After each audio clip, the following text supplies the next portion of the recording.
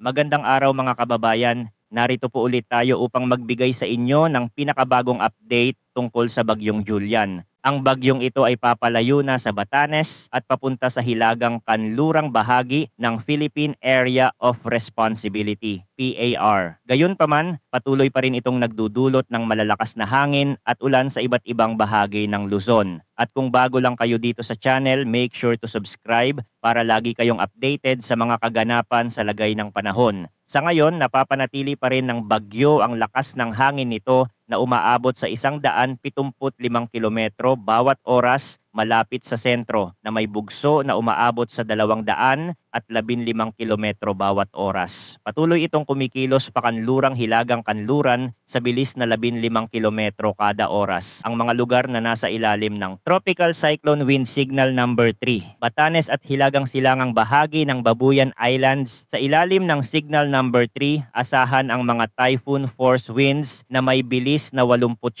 hanggang 117 kilometro bawat oras. Ang mga lugar na ito ay makakaranas ng moderate hanggang significant na pinsala sa mga bahay at infrastruktura. Signal number 2 ang Babuyan Islands, Ilocos Norte, hilagang bahagi ng Apayao at hilagang kanlurang bahagi ng Cagayan.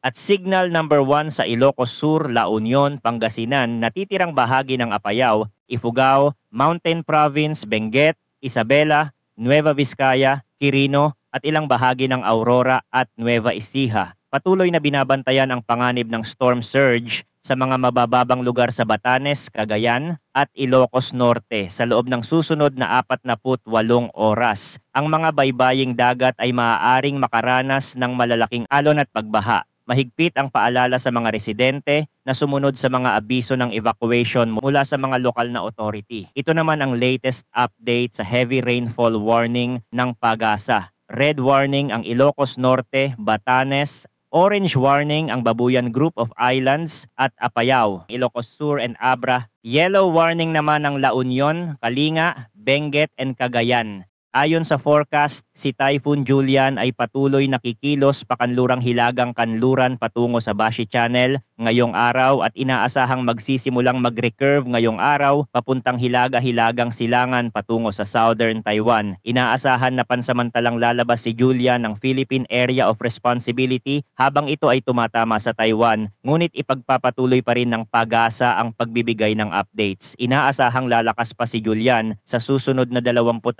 na oras at maaaring umabot sa kategoryang super typhoon. Gayunpaman, kapag tumama na ito sa Taiwan, maaaring humina ng bahagya ang bagyo dahil sa matatarik na bundok ng Taiwan. Posibleng humina ito bago lumabas ng PAR sa Huwebes, October 3. So yun lamang po ang weather update natin for today. Salamat sa pakikinig, mag-ingat po tayong lahat. Huwag kalimutang mag-subscribe para sa mga pinakabagong balita at updates tungkol sa bagyo.